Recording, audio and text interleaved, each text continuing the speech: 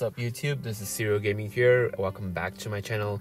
We're going into the details of Agrias and Faris, starting off with Agrias getting her rework and her crystal level 90. She doesn't get a whole lot, but she does get improvement on two particular situations where I want to talk about here. The first is the bravery attack now lands 2 turns of the confusion debuff instead of just 1, so better crowd control over there, and the fact that her additional ability, which previously allows her to gain 7 times success rate to confirm land her paralysis debuff from her skill 2, now lasts for 2 turns instead of 1, so she has 2 turns to go about paralyzing everyone. Anyway, Agrias she mainly was a crowd control character where she can just disable the enemy movement, and she does it really well.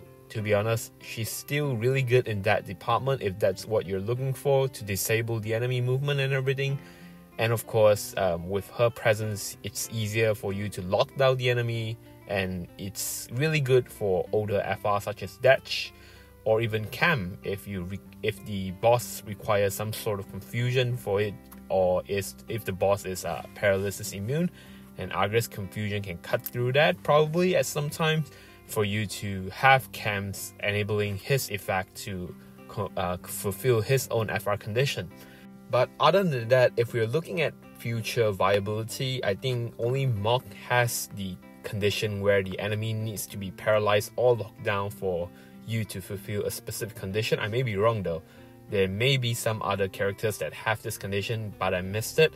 Anyway, there's an upcoming event, Fusoya event if I recall correctly, where it requires you to land 2 turn disabled to the enemy in order for you to survive the attack. Since Fusoya himself has 2 turn paralysis, it was trying to sell his particular kit. Agrias will work well there, purely with the fact that she also has 2 turn confusion, and of course crowd, but that's until a later banner. Anyway, personally I think Agrias is still good. Like I said before, she does really good in what she does, but otherwise a kit that completely locks down the enemy is not widely recognized in this current era, because normally you just run off turn where you want the enemy to hit you so you can counter and everything, or you just straight up went into on turn where you can do a huge amount of damage in a very short amount of time or within a BT phase. So yes, Agrias is still good, just not widely used as she was before. So moving forward, we're going into the forgotten FR, or the slightly unfavorable FR by the developer, Faris. Alright, so Faris is actually not bad. She in fact gets a very decent rework. She gets a counter, she buries the entire party, she actually lands very good debuff. So all in all, she makes the party feel safer as well because of her poison. Faris is a good unit. The only problem is she's the beginning of a new annoying mechanic era, which is called Elemental Cut. BC actually makes a very good video, a very detailed video about this, to discuss about how long this era will last and which particular stage cuts what element. Basically, the idea of Elemental Cut is that in a particular stage where they try to sell a character that has elemental tied to their kit, for example Minwoo has holy attack tied to his kit.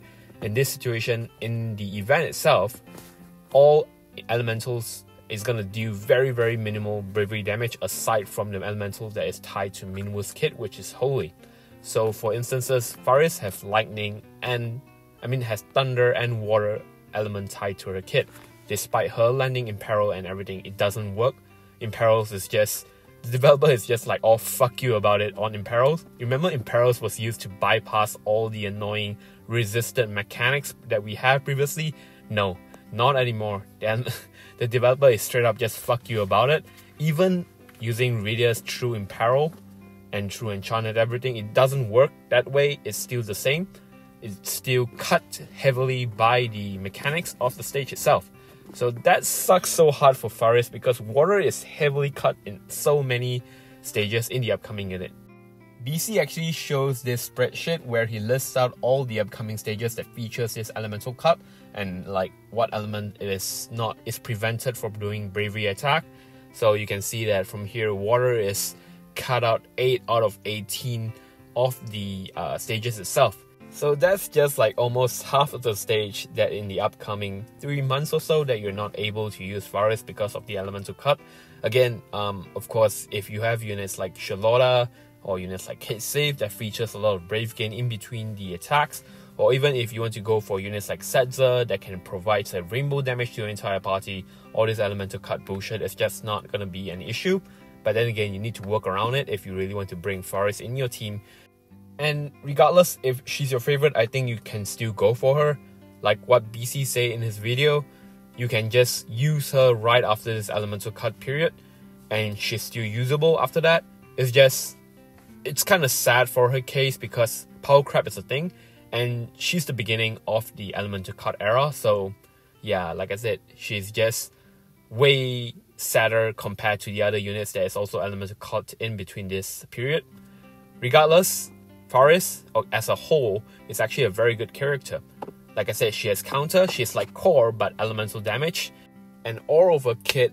I mean, her debuff is still actually quite good, not all of them, but I like the poison and after turn poison very much because it actually provides a much safer environment to your entire party, especially using her means that you're just relying on off turn.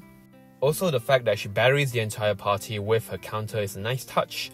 Although I do really hope that the elemental cut wasn't a thing and you can use her far often. I actually pull her in JP, and imagine the sad I felt when I couldn't use her in the upcoming stages for quite a while. I think the stage that I actually managed to use her very comfortably is Rydia, and of course Rydia, for obvious reason, the stage is very good for her because it's water elemental and everything. So yeah, I think that part itself is quite sad as a Faris user. Like, you're not gonna use her for quite a while. Regardless, if you're not gonna look at all the elemental cut mechanic stuff, Faris is a very strong unit.